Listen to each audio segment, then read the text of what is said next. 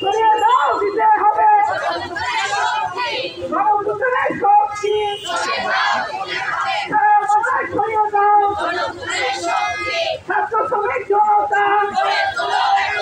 নারী পুরুষ জনতা, নারী পুরুষ জনতা, ছাত্র তরুণ জনতা, গণতন্ত্রের শক্তি, সারা বাংলায় ছড়িয়ে দাও গণতন্ত্রের শক্তি, গণতন্ত্রের অর্জন,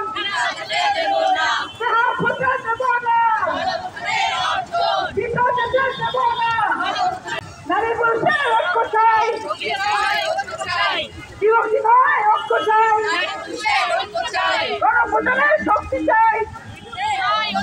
বিরক্তি নয় ঐক্য চাই, গণতন্ত্রের শক্তি, নতুন বাংলাদেশ করতে হবে, গণতন্ত্রের শপথে নতুন বাংলাদেশ করতে হবে, গণতন্ত্রের শপথে গণতন্ত্রের শক্তি, নারী পুরুষে ছড়িয়ে দাও, নারী পুরুষে ছড়িয়ে দাও, ছড়িয়ে দাও, এই মুহূর্তে মশাল মিছিল দিয়ে মূলত আবারও পুনরায় করা হচ্ছে এই জাদুঘরের সামনে চলে এসেছে এবং সেই মশাল মিছিলকে এই মুহূর্তে শেষ পর্যায়ে চলে আসছে। জুলাই অভ্যুত্থানে যে সমস্ত নারীরা সাহসের সাথে অংশগ্রহণ করেছেন তাদেরকে অভিবাদন জানিয়ে আমাদের এই কর্মসূচি ছিল। আমরা দেখেছি যে জুলাই শেষ পর্যন্ত নতুন সরকার করেছিল যখন এই দেশের নারীরা মাঠে নেমেছে, বিশেষ করে নারী শিক্ষার্থীরা তো সাহসী ভূমিকা রেখেছে, কিন্তু আমরা দেখেছি যখন এই দেশের মায়েরা তাদের সন্তানদের জন্য মাঠে নেমেছে তখন এই আন্দোলন আমরা সেদিনে টের পেয়েছি যে এই স্বৈরাচারের শক্তি শেষ, কারণ মায়েরা তাদের সন্তানদের পাশে দাঁড়িয়েছে। ফলে ঘর যখন কেঁপে ওঠে তখন রাজশক্তি তার যতই স্বৈরাচারী, তার যতই শক্তি থাকুক, তার যতই গুলির ক্ষমতা থাকুক, যতই তার হত্যা করার ক্ষমতা থাকুক, সেটা দেশকে থাকতে পারে না।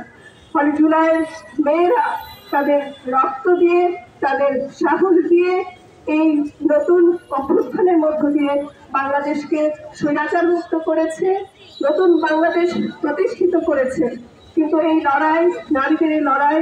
এখনো শেষ হয়নি, কারণ আমরা দেখছি নতুন বাস্তবতায় আরো নতুন নতুন প্রতিবন্ধকতা তৈরি হচ্ছে। নারীর প্রতি বিদ্বেষ, নারীর প্রতি সহিংসতা, ধর্ষণ, এই ধরনের ঘটনা বৃদ্ধি পাচ্ছে এবং একই সাথে আমরা দেখছি এর বিরুদ্ধে প্রতিরোধও বৃদ্ধি পাচ্ছে। নারী সংহতি আজকে এই আয়োজন সেই প্রতিরোধেরই প্রমাণ। আজকে আমরা এই মশাল জ্বালিয়ে আবারও আওয়াজ দিলাম, শপথ করলাম যে যতদিন পর্যন্ত